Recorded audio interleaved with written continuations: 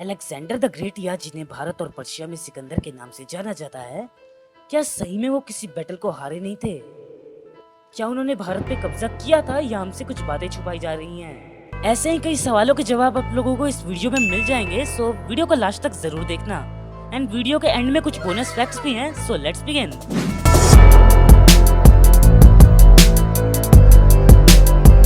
First of all, अगर आप लोगों ने इस वीडियो पे क्लिक किया है तो आप लोगों ने पोरस शो तो देखा ही होगा, या हिस्ट्री में इंटरेस्ट रखते होगे, या फिर मेरे सब्सक्राइबर हो तो ज्यादा से ज्यादा लोगों को अलेक्जेंडर के बारे में पता ही होगा। और अगर नहीं भी पता तो मैं बता दूं, अलेक्जेंडर मैसेडोनिया का राजा था जिसने बस 16 साल की उम्र में ही ठान लिया था कि वो पूरी दुनिया को जीत लेगा, और वो निकल पड़ा दुनिया जीतने के इस सफर पे। रास्ते में जितने भी किंगडम्स आए वो उन्हें जीतता गया अपनी बुद्धिमत्ता और रणनीति से। उस वक्त के सबसे बड़े साम्राज्य पर्सिया को भी उसने जीत लिया था, और उसके राजा शाह दारियुस को उसने दौड़ा दौड़ा के मारा। फिर अलेक्जेंडर भारत की ओर आया और आज के अफगानिस्तान वाले रीजन में जितने भी छोटे किंगडम्स थे उन सभी को उसने जीत लिया। उस वक्त भारत 16 महाजनपदों में डिवाइडेड था और सबसे ताकतवर महाजनपद मगध था, और अलेक्जेंडर को मगध तक पहुंचने के लिए बहुत से किंगडम्स को पार करना था, सो मगध सेफ था। और उस वक्त भारत में एंटर करना था तो सबको हिंदू कुश के माउंटेन रेंजेस को पार करना था, और उसके बाद एक बड़ा किंगडम आता था तक्षशिला, जिसके आगे झेलम नदी थी और उसके आगे पौरा राष्ट्र। अलेक्जेंडर तक्षशिला तक आ पहुंचा था, और अलेक्जेंडर की सेना तक्षशिला की सेना से छोटी थी, इसलिए उसकी सेना का पहले ही मनोबल टूट चुका था। लेकिन तक्षशिला के राजा अम्बी की पौरव राष्ट्र से दुश्मनी थी, इसलिए राजा अम्बी ने अलेक्जेंडर से हाथ मिला लिए। अब एक तरफ अलेक्जेंडर और तक्षशिला की सेना और एक तरफ राजा पोरस और बीच में झेलम नदी। अलेक्जेंडर ने पोरस को संदेश भेजा था कि हमसे हाथ मिला लो, हम तुम्हें कुछ नहीं करेंगे। लेकिन राजा पोरस बहुत स्वाभिमानी और देशभक्त थे, उन्हें पता था कि अगर अलेक्जेंडर को नहीं रोका गया तो वो भारत को गुलाम बना लेगा। इसलिए राजा पोरस ने उस ऑफर को ठुकरा दिया, और इसके बाद शुरू हुआ वो युद्ध जिसमें बस एक गलती भारत का पूरा इतिहास बदल सकती थी। और ये युद्ध अलेक्जेंडर की जिंदगी की भी सबसे कठिन युद्ध थी, जो झेलम नदी के किनारे लड़ी गई थी 326 बीसी में, जिसे आज हम बैटल ऑफ हाइट्स पास नाम से जानते हैं। ग्रीक्स झेलम नदी को हाइट्स पास नाम से जानते थे, इसलिए इस युद्ध का नाम भी बैटल ऑफ हाइट्स पास पड़ा।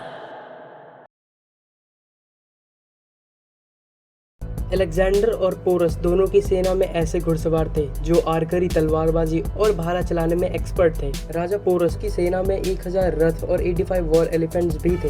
अलेक्जेंडर की आर्मी ने इससे पहले कभी भी वॉर एलिफेंट्स को नहीं देखा था। ग्रीक हिस्टोरियंस की माने तो अलेक्जेंडर ने झेलम नदी पार की और घुसते ही पोरस के बड़े बेटे को मारा। फिर राजा पोरस मैदान में उतरे और उन्हें भी अलेक्जेंडर ने हराया, और बाद में अलेक्जेंडर ने राजा पोरस को बंदी बना लिया और उनसे पूछा कि उनके साथ क्या करना चाहिए। निडर राजा पोरस ने अलेक्जेंडर की आंखों में आंखें डाल के बोला, वही जो एक राजा दूसरे राजा के साथ करता है। इस बात से इंप्रेस होकर अलेक्जेंडर ने राजा पोरस का तख्त उन्हें वापस कर दिया और वो मैसेडोनिया निकल गया। यहाँ सोचने वाली ये बात है कि जिस अलेक्जेंडर ने मैसेडोनिया का तख्त पाने के लिए अपने भाइयों का कत्ल कर दिया, उसने भला राजा पोरस को जिंदा क्यों छोड़ दिया, जबकि राजा पोरस ने अलेक्जेंडर की सेना का बहुत नुकसान किया था। और अलेक्जेंडर का चहीता घोड़ा ब्यूसेफेलस भी उस युद्ध में शहीद हो गया।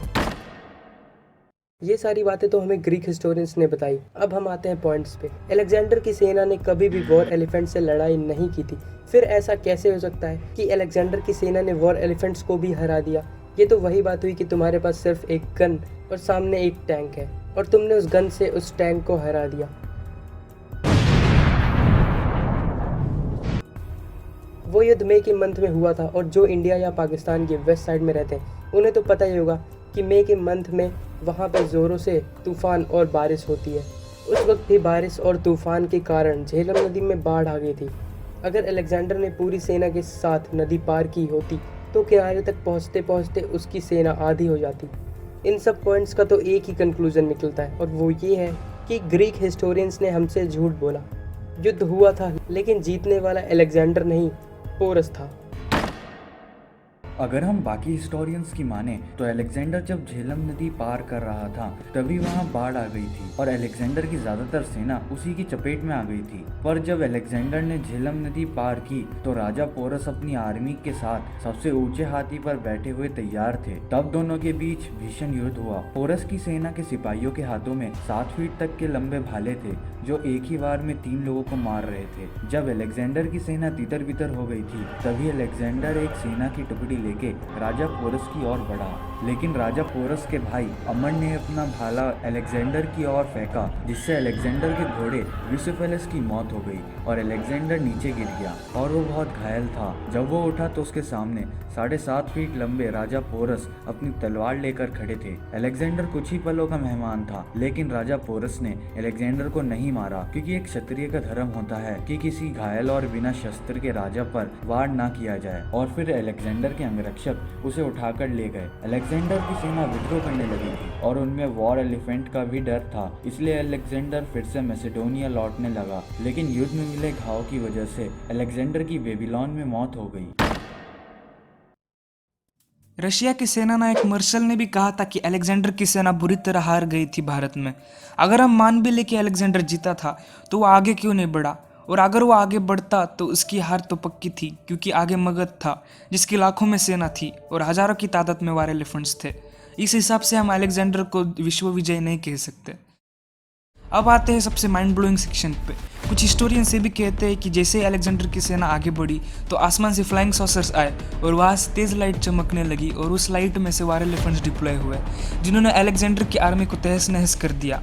अगर आपको ये चीज़ मजाक लग रही है तो ये वाला पार्ट हिस्ट्री टीवी 18 के एंशिएंट एलियंस नामक शो में भी बताया गया है, आप चेक कर सकते हो, लिंक डिस्क्रिप्शन में। Suddenly in the sky appeared these flying discs.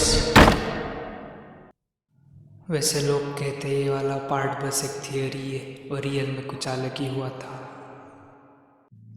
At the end Alexander को हार की भी महान की उपाधि मिली, लेकिन राजा पोरस को इतिहास ने भुला दिया और इसके पीछे सबसे बड़ा हाथ अंग्रेजों का था।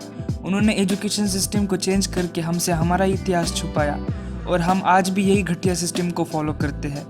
हम जल्दी एजुकेशन सिस्टम पे भी वीडियो बनाएंगे, तब तक आप हमारा एंशिएंट गुरुकुल सिस्टम वाला वीडियो देख सकते हैं। एंड तक वीडियो देखने के लिए आपका दिल से धन्यवाद। और अब बोनस फैक्ट की बारी। तो फैक्ट ये है कि अलेक्जेंडर एग्जिस्ट करता था, इसका कोई आर्कियोलॉजिकल एविडेंस नहीं है, उसकी कब्र भी अब तक नहीं मिली। इंस्टाग्राम पे फॉलो करना मत भूलना, लिंक डिस्क्रिप्शन में। जय हिंद।